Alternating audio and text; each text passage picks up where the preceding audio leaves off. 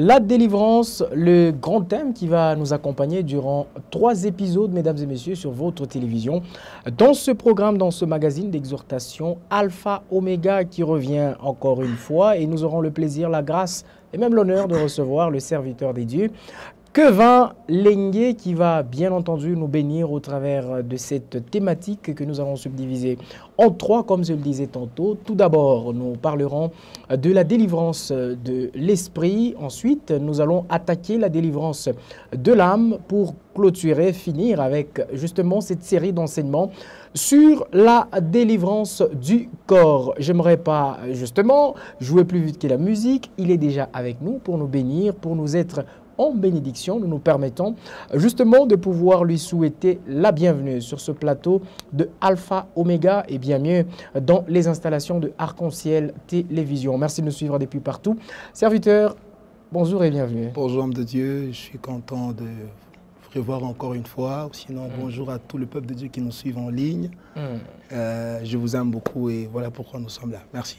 Allez, avec vous, nous allons bien entendu parler de cette pensée que le Seigneur a mis à cœur de pouvoir partager avec le peuple de Dieu. Exactement. Qui nous suivent à l'instant précis, ils sont disséminés en tout cas dans toutes les 7 communes de la ville de Lubumbashi, ils sont un peu partout.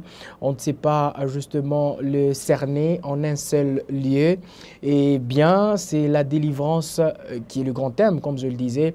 Et la délivrance de l'esprit, c'est la première orientation qui va nous accompagner durant ces 20 minutes que nous allons passer sur Arc-en-Ciel Télévision. Mais bien avant qu'on rentre dans cette première orientation, j'aimerais qu'on puisse d'abord poser le base, mettre justement le point sur les i, le bar sur les t, comme aiment bien le dire les Français. Et là, nous pouvons déjà vous laisser à vous la parole de pouvoir nous faire l'aperçu général de cette pensée. Ah oui, c'est vraiment une thématique très très vaste, sans vous flatter. Parler de la délivrance, ça fait appel à beaucoup de thèmes à la fois. Et avant de commencer, j'ai dit merci à mon pasteur, l'apôtre Ezekiel Mbouessé, qui m'a permis, je ne suis pas un électron libre, je suis enfant de la maison. C'est important de préciser. Très important. Alors, allons tout droit au but. La délivrance, c'est un thème très vaste, mais ça traite beaucoup plus au salut de l'homme. Parce qu'on dit la délivrance, comme on va l'aborder à peine dans 3 compartiments, l'esprit, l'âme et le corps, il tient à noter que l'homme est tripartite. Il a 3 parties, 3 sphères qui les gèrent. Il y a l'esprit, il y a l'âme et le corps. Quand on dit la délivrance, on ne peut pas parler de la délivrance sans voir un danger. Et parce qu'on parle de l'homme, on peut déjà se situer que l'homme, depuis le temps, n'a qu'un seul ennemi. Et le seul ennemi de l'homme, c'était le péché. Donc quand on parle de la délivrance, on voit un sauveur. C'est dans ce sens-là qu'on doit aborder qui est celui qui sauve, de quoi nous sommes sauvés. Très bien. Et par là, on va maintenant établir quelques différences par rapport à cela. C'est très important. Alors, puisque vous avez encore la parole, je ne vous l'arrache pas, j'aimerais qu'on y aille déjà, puisque nous sommes assoiffés de pouvoir découvrir toutes ces choses-là dans ce programme. La toute première question, ou sinon la première préoccupation, est de savoir c'est quoi la délivrance, à la différence de l'esprit. Merci beaucoup. La délivrance, c'est tout un processus qui commence par le point de départ, qui est la rencontre avec Jésus. Amen. Quand vous lisez Jean chapitre 1er, le verset 29, là, l'apôtre Jean nous donne l'homme qui nous montre d'abord les dangers que courait l'homme et c'est lui qui est venu ôter, extirper l'homme de ces dangers-là. C'est Jésus-Christ. Il dit, voici celui qui vient ôter les péchés, l'agneau de Dieu qui vient ôter les péchés de l'homme. Toute délivrance a un processus, ça commence par la rencontre avec Dieu. Très bien. Avec Jésus-Christ. Donc le point focus de la délivrance, c'est le fait que Christ est venu ôter le péché dans l'homme, qui empêchait l'homme d'être en communion, en partage, en échange avec Dieu. Vous êtes, sans ignorer que depuis Genèse chapitre 1er, le verset 26, que Dieu a... Il s'est parlé à lui-même. Il s'est dit, créons l'homme à notre image et ressemblance afin qu'il domine. Il a créé d'abord l'homme et il a mis son esprit dans l'homme afin qu'il domine. Exact. Ainsi, c'est là que le problème a commencé. Alors que l'homme a perdu le contrôle, la domination surtout, il avait besoin d'un sauveur. Et c'est depuis lors que l'esprit de l'homme s'est éteint en lui, parce que ce qui gérait l'homme, l'âme et tout ce qui va avec le corps, c'est l'esprit de Dieu qui était dans l'homme qui lui accordait de dominer. Très bien. Alors, lorsqu'il s'est séparé de Dieu, il a perdu le contrôle. Le mal est entré en lui et il a été dominé. Alors, j'aimerais déjà commencer par la première étape, bien la première sphère, qui est l'esprit de l'homme. Très bien. Je ne sais pas si vous permettez, on peut y aller comme ça. L'esprit, avant que je n'aborde ce côté-là, il tient à signaler, parce qu'il y a des étudiants de la parole de Dieu qui nous suivent en ligne, il y a des textes qui prennent l'esprit et l'âme au même moment, d'une manière générale. Mais il est aussi à noter qu'il y a des textes qui utilisent chaque compartiment à sa place. Prenons le texte de, je vais paraphraser rapidement. Exactement, Hébreux chapitre, pour des raisons de temps. Exactement. Hébreux chapitre 14, que dis-je, 4, verset 12. Il est écrit que la parole de Dieu, elle est efficace par rapport à son efficacité dans l'homme. C'est qu'elle produit dans l'homme, mais il est écrit aussi par la suite qu'elle est vivante. C'est qu'elle produit dans l'homme, elle donne la vie. Ça ne s'arrête pas par là. C'est là que j'aimerais situer les bien-aimés qui nous suivent, donner la différence entre l'esprit et l'âme ainsi que le corps. Très bien.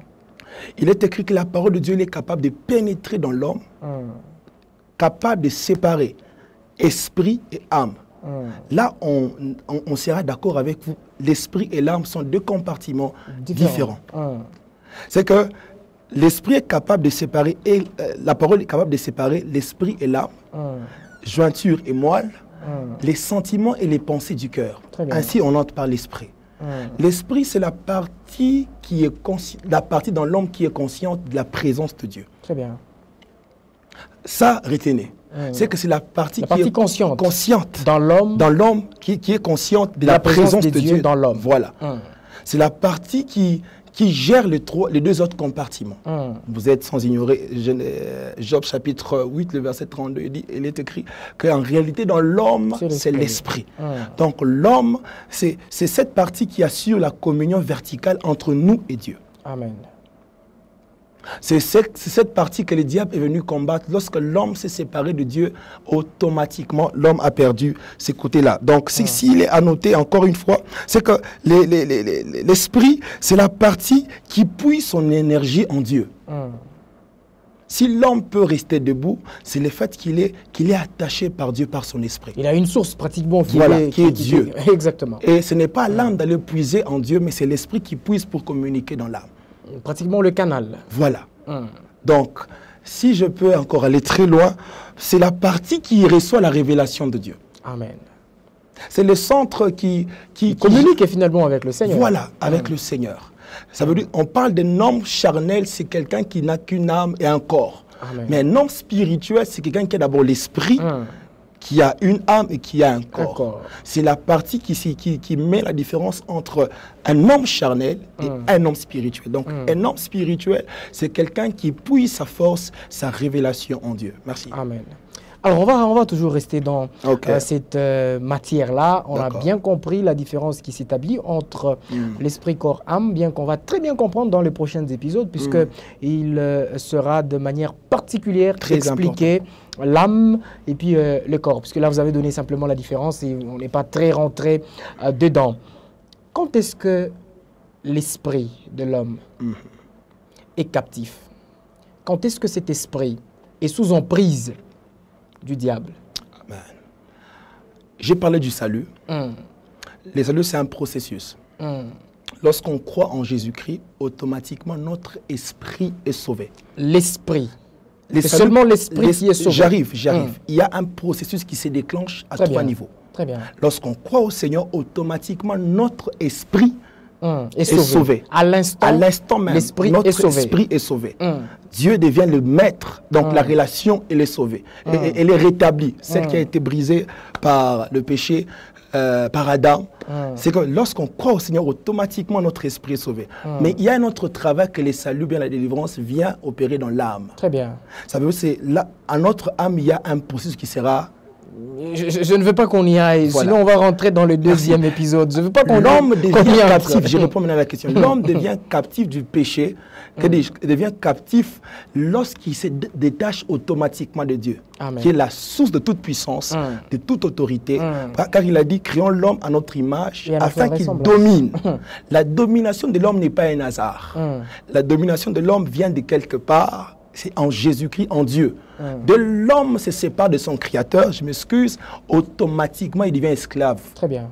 C'est là que l'homme, le diable est venu pour tenter l'homme et automatiquement on a appelé l'homme, le diable, le prince de ce monde. Où est-ce qu'il a été prince? Parce que l'homme était établi comme roi et lorsqu'il a perdu ce contrôle-là, automatiquement il a volé illégalement le pouvoir de l'homme. Au même endroit. Au même endroit. Il faut préciser, sur la terre. Sur la terre. Sur la terre. Donc, il tient à noter que l'homme devient captif de quelque chose dès lors qu'il se sépare de l'origine. Très bien. L'intelligence, j'aimerais dire à ceux-là qui nous suivent, tu peux être intelligent, mais si ton esprit n'est pas équipé de Dieu, tu es un vaurien.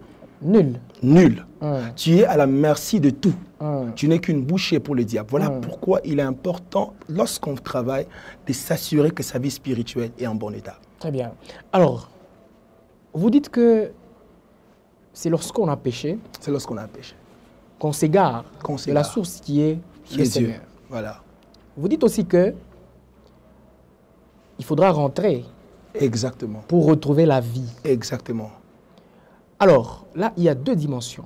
La première dimension, c'est la personne qui n'a pas encore cru au Seigneur Jésus. Exactement. Qui doit aussi venir. Exactement. Alors, je voudrais rentrer dans la deuxième, qui est un peu la plus intéressante pour moi, avant qu'on revienne à la première dimension. Très important. C'est la dimension où un bien-aimé, qui justement a déjà reçu sa vie à Christ, a déjà reçu Christ. En réalité, on n'a pas une vie à donner à Christ. Amen. A déjà reçu Christ. Voilà. Ce bien-aimé sert Christ dans une église, mais il est justement captif. On le retient. Il a cru. Il a déjà cru au Seigneur. Mais finalement, son esprit, il n'y a pas quelque part, il y a un problème. Comment dire? C'est l'apôtre Paul qui dit que je souhaite que tu prospères à tous égards, comme... prospère l'état de ton âme. Très bien. Mais comment... Est-ce qu'un chrétien qui est déjà sauvé, mais à un certain niveau, vous sentez, vous sentez que ça ne va pas? C'est tout à fait normal. Très bien. J'aimerais vous dire la vérité, c'est que il y a des écoles qui disent qu'un chrétien n'est pas lié. Des écoles. Des écoles. Très bien, je retiens. Des écoles. Une autre école qui dit un chrétien n'est pas lié. C'est vrai. Un chrétien peut subir l'oppression au niveau de son âme. Bien qu'on ait, je donne l'image qui va bien vraiment nous faire comprendre ces choses. Quand vous regardez les enfants d'Israël, ils sont sortis de l'Égypte vers Canaan. Très bien. En partant, bien qu'ils avaient déjà quitté Canaan, mais vous allez comprendre qu'au niveau de leur esprit, leur manière de raisonner, ils avaient Égypte dans leur tête. Donc, une certaine oppression dans leur manière de faire. Ils ont quitté l'Égypte, mais l'Égypte ne leur a pas quitté. Était restée toujours dans leur tête. Et c'est ainsi qu'aussi avec les enfants de Dieu. Vous pouvez quitter le monde, recevoir Jésus-Christ, mais vous allez comprendre qu'il y a deux choses qui vont intervenir. Vous serez oppressé par la vie que vous meniez autrefois, par des portes que vous avez ouvertes dans votre vie. Il y a une certaine oppression. Mais la chose qui garantissait la marche des enfants d'Israël pendant la nuit et le jour, c'est la communion qu'ils avaient avec leur Dieu. Très bien. Avec son Dieu, voulais-je dire. Très bien. Leur esprit se nourrissait de temps en temps. Et s'est régénéré. Il y a même un texte dans Exode qui me bénit beaucoup de temps. Ils ont marché pendant 40 ans. Leur marche. Leur marche, ils ne sont pas usés. Même les chaussures et les habits ne sont pas usés. Ça, ce n'est que Dieu qui peut faire ça. Amen. Je reviens à ce que vous avez dit. Un enfant de Dieu vit pleinement sa vie chrétienne lorsqu'il est rempli de Dieu. Et s'il y a une requête qui fait en sorte... En fait, l'esprit, c'est comme un récipient. Très bien. Où Dieu doit s'établir. S'il n'y a pas Dieu, notre esprit va s'y installer. Donc, pas moyen que dans l'esprit, ça soit vide. Soit c'est le diable, soit c'est Dieu. Il faut Dieu en nous. S'il y a une requête qu'un chrétien peut faire matin, midi, soir, c'est la plénitude de l'esprit. Amen. D'ailleurs, depuis le commencement, alors que Dieu a donné les mandats à l'homme de régner sur terre, Dieu lui-même venait par la relation. Donc, il entretenait l'homme. La relation avec lui, ça s'entretient. Dieu, tu peux être en bonne santé, en bonne communion avec lui à 8h10, à 11, il te rejette. Si tu n'entretiens pas la relation avec lui. Quand on coupe la communication. Voilà. Pour expliquer très bien les choses, nous sommes conscients que l'homme a des faiblesses. Très bien. Et donc, je vais parler de ça dans le compartiment du corps et tout. C'est qu'un homme de Dieu, lorsqu'il marche par l'esprit, il ne peut pas accomplir les œuvres des ténèbres. Nous remarquons certains vies dans les enfants de Dieu, c'est le fait qu'ils ne marchent pas selon l'esprit. Et le seul canal qui nous régénère en esprit, c'est quand on est en parfaite communion avec le Seigneur. Amen. Si nous voulons vivre notre vie chrétienne sans oppression, où on peut aller d'entrave après entrave, il faut savoir soigner sa communion avec Dieu. Amen. Merci. Alors, l'esprit est captif. Oui. L'esprit est emprisonné. L'esprit est sous emprise. Exactement. Démoniaque. Puisque la première orientation, c'est la délivrance de l'esprit. La délivrance de l'esprit. Ça se passe comment? Pour que finalement je sois libre. Totalement. Il y a même un texte qui dit Christ est venu nous affranchir. Il est venu nous affranchir. Lorsque tu rencontres le Seigneur Jésus, automatiquement votre esprit est restauré. Mais attention, soigne la communion avec Dieu. Très bien. C'est la chose qu'il faudra vraiment souligner. Il est important. Tu peux être quelqu'un qui exerce à l'église, qui chante, qui prie. Tout le monde peut servir, mais tout le monde n'aura pas les mêmes impacts. Amen.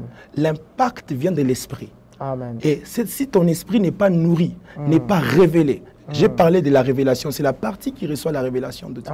C'est que si ton esprit n'est pas éclairé par Dieu, sache qu'à certains niveaux de la vie, tu vas échouer. Très bien. Plusieurs chrétiens, ils partent pour aller prier. Beaucoup prient. Et aussi la prière, il faudra dire aux gens, c'est un moment où nous parlons à Dieu, mais c'est aussi un moyen qui nous permet d'écouter Dieu. Donc on parle et on se tait. En même temps. Soit on se tait aussi un moment et puis on l'écoute parler. Ça veut dire, tu parles à Dieu, mais aussi c'est un moyen d'écouter Dieu. Il y a des moments où tu peux entrer dans la présence de Dieu, pas avec des mots, mais avec un silence. Très bien. Mais tu entres comme ça, il te donne des instructions. Plusieurs chrétiens échouent à ce stade-là. Ils prient beaucoup, ils entrent avec des requêtes, alors que Dieu connaît les besoins réels de l'homme. Alors, quand on s'approche, on doit s'approcher, non pas seulement pour demander, mais aussi pour recevoir. Très bien. Donc, c'est à ce stade-là, un chrétien mature et rempli de l'esprit. Et puis, nous n'avons pas reçu une mesure, la plénitude de l'esprit, selon qu'Éphésien le dit. Dieu a déposé en nous toute sa plénitude. Nous sommes plus qu'Élie. Nous sommes plus que Moïse. Nous, on est nés de nouveau. On a été régénérés en esprit. Nous portons toute la divinité de Dieu en nous. Alors, quand je reviens sur la même question, quand on est captif, qui nous délivre? Jésus. Par nous-mêmes? Pas plus, pas moins. Par nous-mêmes, soit par des hommes établis. Voilà. Il est important Il y a même un texte qui dit confesser les péchés les uns des autres. C'est que Dieu, c'est un Dieu qui respecte le protocole. Très bien. Il l'a établi. Au-delà de cet accès libre qu'on a au royaume, dans le royaume de Dieu, il y a des hommes que Dieu a établis. Mais avant tout, il faudra mettre en tête que l'accès est libre pour tout un chacun de nous. Au-delà d'avoir les hommes de Dieu à côté de nous qui nous gèrent dans nos églises, tout le monde a accès au royaume de Dieu, à la présence de Dieu. C'est dans l'Ancien Testament où il y avait certaines personnes qui avaient la monopole de Dieu. Ça veut dire que c'était cette famille qui avait le poids, la charge d'entrer de nous amener Dieu, finalement. Quand vous lisez Hébreu, on dit que c'était comme ça. Mais par le sang de Jésus-Christ, c'est un point, on ne peut pas parler de la délivrance sans parler du sang. Très bien. C'est que c'est par le sang qu'on a accès au palais, au sanctuaire. On a un accès libre. Ce n'est pas parce qu'on a un accès libre qu'on peut ignorer les hommes de Dieu. Très bien. Parce que dans le monde spirituel, il y a la notion de père, la notion de ceux-là qui nous ont précédés. On peut tous entreprendre les mêmes projets, mais on aura les effets différents par rapport au sacrifice que l'autre a. Très bien. Et je l'ai dit ici d'entrée de jeu, que je ne suis pas un électron libre. Très bien. Ce n'est pas que je manque l'onction pour prier, non. Je reconnais qu'au-dessus de moi, il y a quelqu'un qui établit. Même dans le monde spirituel, il y a des combats qui sont liés par rapport à la position. Très bien. Il y a des combats que moi, en tant que fils, que je n'aurais pas amené parce que mon père me porte dans son cœur. C'est ainsi qu'il est important, au-delà de demander pardon, il y a des péchés. Pendant qu'on est en train de parler, il y a des personnes qui nous suivent, qui sont sous oppression. Tu avais prié, tu avais demandé pardon par rapport à un certain péché que tu avais commis. Mais tu sens que dans ton esprit, tu es toujours captif. Tu ne crois pas. Rencontre un homme de Dieu. Rencontre ton Père. Cette fois-là, quand on a péché, ou soit quand on est justement dans ce qu'on appelle l'addition d'un péché. Exactement. C'est tellement répétitif, ça vient tellement, et on devient prisonnier de ce dernier. Exactement. C'est là que vous dites que il faudra rencontrer celui qui est établi. Il faudra confesser. Très bien, confesser. Et puis rencontrer celui-là qui est établi par moment pour ces genres de situations. Exactement. Donc la confession nous donne un grand pouvoir sur le diable. Quand tu prends une poubelle et que tu la mets dans ta chambre, tu vois ce que ça peut faire. Il y a des péchés, quand tu les gardes dans ton cœur à toi seul, ça va produire des choses en toi. Mais quand tu prends cette poubelle et que tu l'emmènes au dehors, sache que tu es sauvé. C'est ainsi que quand tu as un mal, il y a des chrétiens qui ont des péchés chéris. Il prie, il chante, il parle en langue. Mais en lui, il y a un mal qui le ronge. C'est là qu'on aime dire aux hommes de Dieu, attention, on ne sert pas Dieu par les dons spirituels, mais par la communion avec Dieu dans le don spirituel quand nous exerçons. Par moment, ça trompe. Ça trompe. Quand vous continuez à avoir des visions, voilà. Quand vous continuez à avoir des messages. Je donne un exemple très concret. Pour les personnes qui ont les fers à repasser électriques, c'est que tu peux débrancher ton fer à repasser et repasser les habits. Très bien. Il y a avec la chaleur. La chaleur. C'est comme ça même dans le monde spirituel. C'est déjà débranché. D'ailleurs, remarquez bien avec Samson. Il faisait ça, il partait chez la prostituée, il faisait tout. Il pensait que c'était comme ça, alors qu'il a été déjà débranché. Très bien. Longtemps. C'est que le diable n'attaque pas le don spirituel. Parce que c'est un don que Dieu t'a donné. Il n'a pas besoin du don. Surtout que le Seigneur ne se repent pas de ses dons. Tu peux coucher avec une sœur aujourd'hui à 8 h et prophétiser à 9 h. Possible. Possible. Mais le problème, si tu es à ce niveau-là, c'est que tu es devenu une porte ouverte à tout. Très bien. Souillé. C'est ainsi que vous allez voir que le diable n'attaque pas le don, il attaque la communion avec Dieu, notre énergie, là où nous puisons. Pour dire à quelqu'un qui me suit, n'hésite jamais de retourner auprès du Seigneur parce que c'est en Dieu seul, je le dis bien, en Jésus seul que le pardon est possible. Amen. Le diable ne peut jamais, il ne connaît même pas le mot pardonner. Amen. Il n'a jamais expérimenté cette chose-là.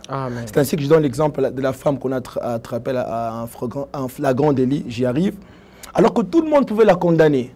Mais l'erreur qu'ils ont fait, c'est d'amener cette femme auprès de celui qui, pas celui qui condamne, mais celui qui... Auprès du pardon. Auprès du pardon, en personne.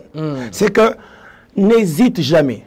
Même si, écoutez, moi j'aime le dire, c'est que si les hommes aujourd'hui sont en train de mourir, ce n'est pas à cause du péché, c'est scandaleux. Très bien. Mais c'est à cause de l'ignorance parce qu'ils ne savent pas que le problème du péché a été déjà résolu à la croix. Amen. Les hommes iront en enfer avec leur bon témoignage. Pourquoi? Parce qu'ils ignorent que la solution a été déjà résolue en Christ, le Sauveur.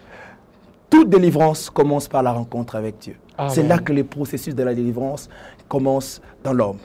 Amen. Amen. Alors, le serviteur Kevin Lengue était en train de nous bénir. Merci de votre passage sur ce plateau d'Arc-en-Ciel. C'était pratiquement votre conclusion et nous allons nous retrouver avec vous dans la prochaine émission. Ça sera cette fois-là la délivrance de l'âme. Chers téléspectateurs, n'hésitez donc pas de justement nous suivre la prochaine fois. Les grands thèmes qui nous accompagnent, c'est la délivrance. Vous avez suivi de bout en bout le serviteur des dieux qui nous a été en bénédiction, qui nous a bénis. On va se retrouver donc, comme je le disais tantôt, très prochainement sur votre télévision. Ça sera le même invité, un autre contenu.